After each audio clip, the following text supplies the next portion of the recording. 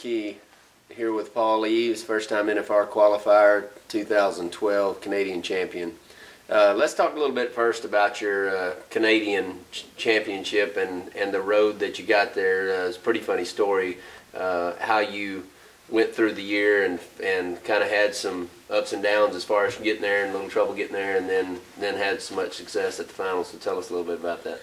Well, when we first started off going, I was just going to go to a handful of rodeos up there because they were good, and then we ended up winning the big rodeos up there, so we thought we'd have a chance to make the finals. So I started a little later than my partner did, trying to get to enough rodeos, and he had a few more than I did.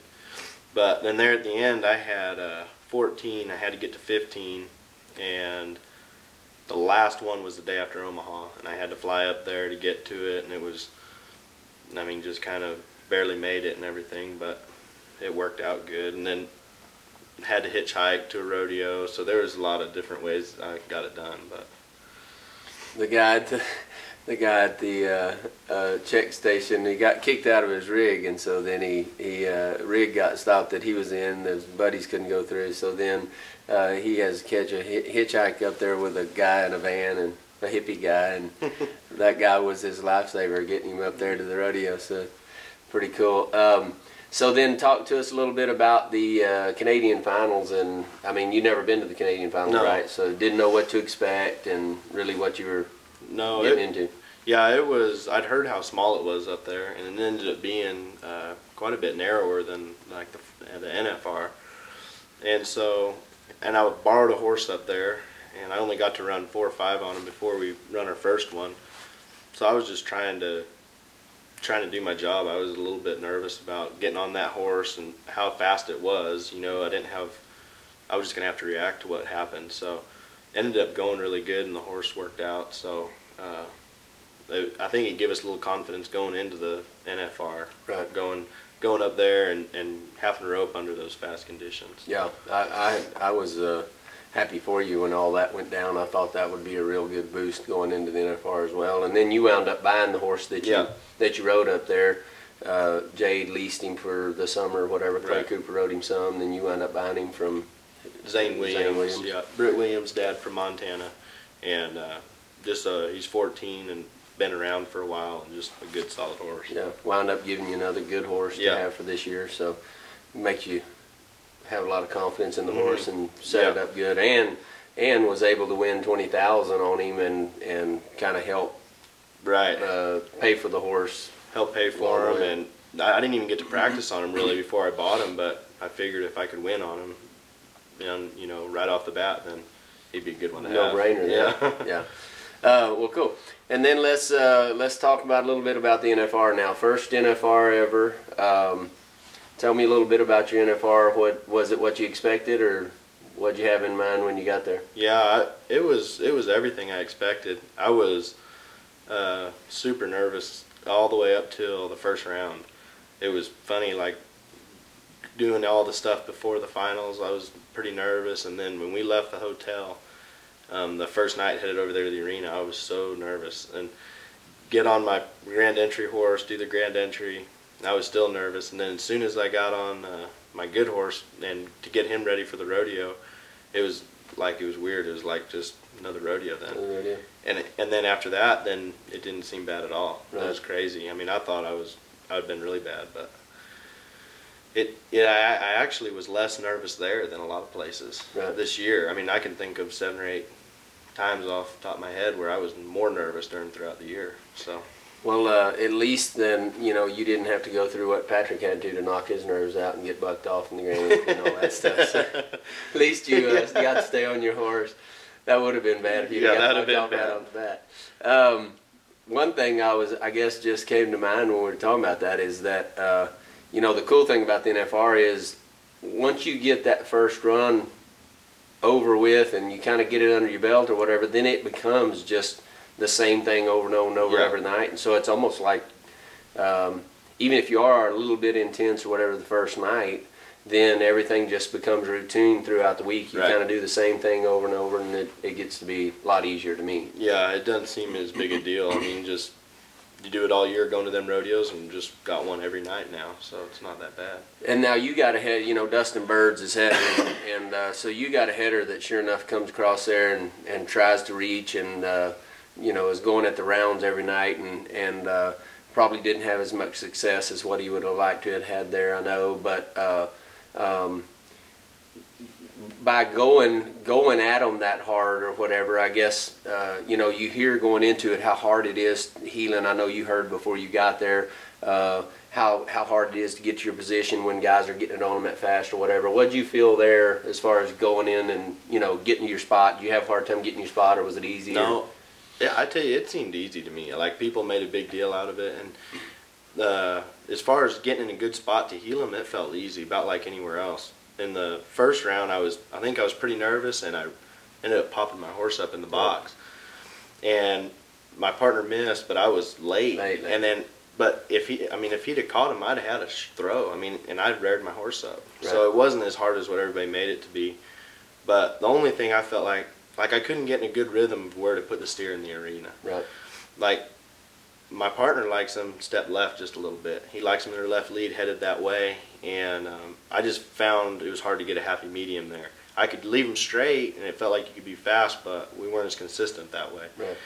And then I felt like if I had brought them a lot, then we'd have been in the wall. Right. So I didn't really get a good feel for that, but I mean, hopefully I'll get to try it next year. Yeah, well, you will for sure. You're a good team, and y'all will definitely be there for a long time to come. But one thing that for me as experience that I've had there is him throwing so fast. It's really hard as a header if your heeler does bring them, because when you hit the mouth of the box and you're starting your delivery, if the heeler steps them or lets them move to the right or whatever in that transition period, man, it makes it hard to catch. They need to stay wherever they head when they take their first step is almost where they need to stay to me. And so as a header, you know, you can want them coming to the left, but in that situation, I think you've got to, as a header, you've got to react and ride to the steer and not be planning on your heeler bringing them, because, like you said, it gets you in a bind and just makes it not very good. So, well, that's cool. I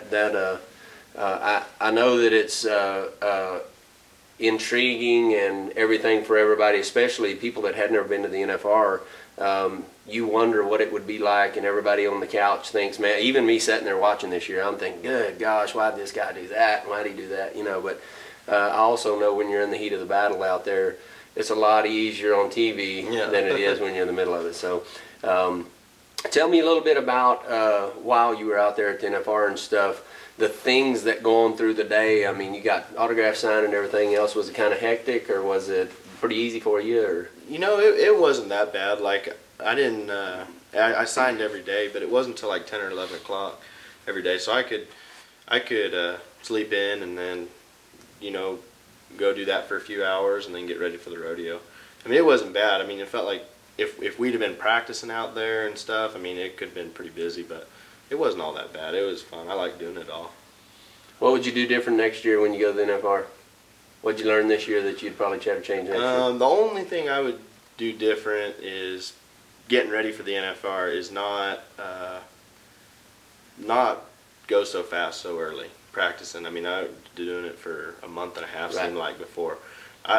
If I go again, I would just rope normal, you know, and then maybe, because for me it's just a feel for, like, it only takes me a couple of days to get in a good rhythm. So if I could just rope normal, you know, make some fast runs and make some jackpot runs, and then maybe a week or so before, or 2 weeks, you know, go at it harder, but not overdo it. I felt like I overdid it a little bit this year, but I mean, I guess that's my mistake if I do anything, I overdo it. But. Right. Well, the thing is too, when you're going into it and you don't know what to expect, I think it's important that you get the rhythm and the feel of those fast runs or whatever. But you know, you're right.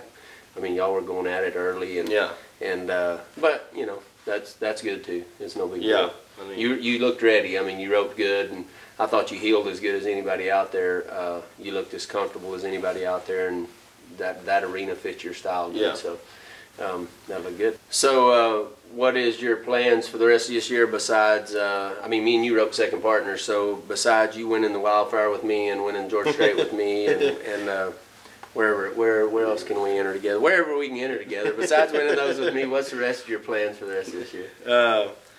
Rest of the plan is just I'm roping with Dustin. We're gonna go to the Canadian rodeos and just go all year, go to all the big ones, and try to make both finals again if we can. You're going to the Canadian deal again? Yeah, we're gonna go up there. I'll probably go up there sometime in June and try to get to 15 and stuff. So that'd be good. I guess if you have the success and you win it, why not go back? I mean, it would be stupid not to go back. So, well, cool. Good having you on Keyed Up Rodeo, and look forward to competing against you this year and winning with you at the jackpots. And I know y'all will do good. So we'll see you down there. All right, thank you. The biggest thing I got to work on when I'm making fast runs, getting ready for the finals or anywhere that's going to be fast, is to make sure I get a good enough start out of the box, get far enough down the arena on the steer, and to pick my rope up early so I'm ready for a fast spin.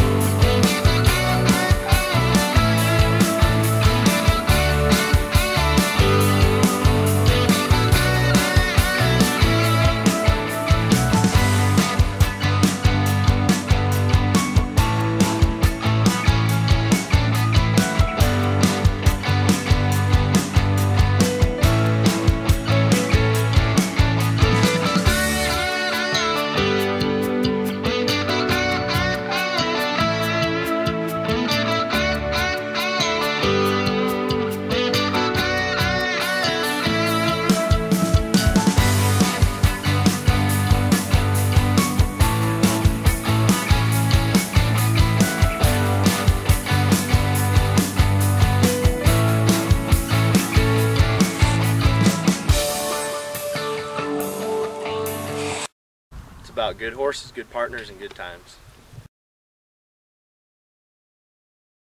Hurry, go get him. Kooper ain't scared.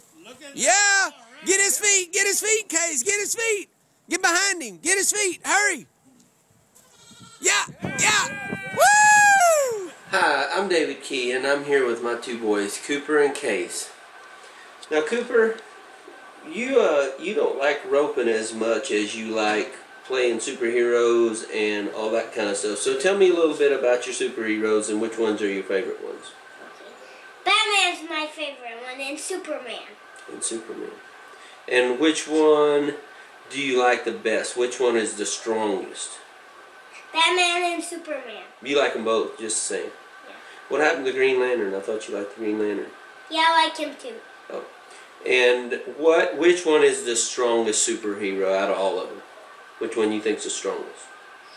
Batman and Superman. Oh. And what happened to Captain America? Because you got his shield and everything, and you used to love Captain America. What happened to him? He's not as good anymore?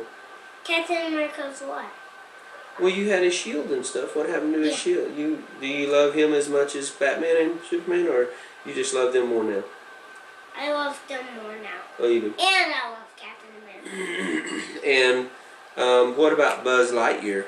Yeah. You love Buzz Lightyear too?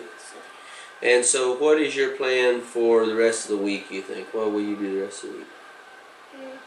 You got to go to school this week? You love school? Yes, sir. Well, cool.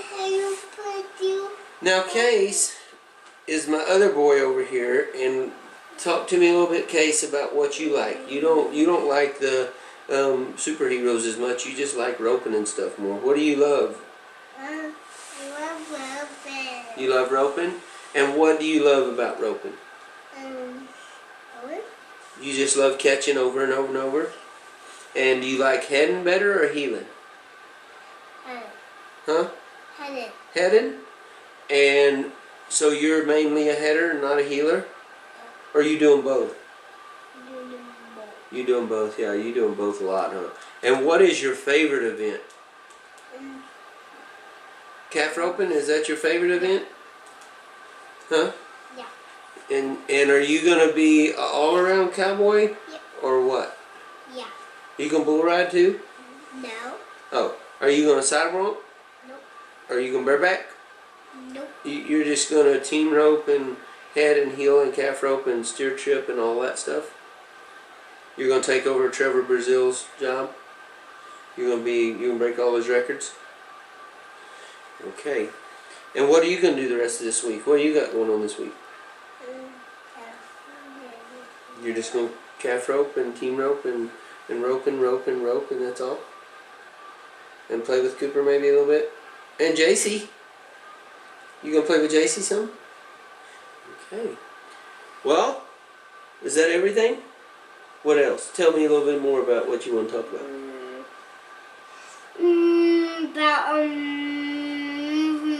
Batman. What do you love about Batman? His belt and his gloves and his cape and bats. Yeah. Yeah. He's pretty cool, huh? Does he fly? What? Yep. Wow. And he just saves all the people Yes, sir. from all the bad guys? Yes, sir. And whenever you get scared and stuff and you become Superman, then you're not scared no more? Because you're so strong. No, I came to Batman. Oh, you're going to turn to Batman and then you're not scared because you're so tough? Wow. I love it. Well, that's all we got for right now, and then we'll probably come back in about a week or two and we'll do some more interviews. But I'm David Key with Kooper Kase Key, and we'll see you next time.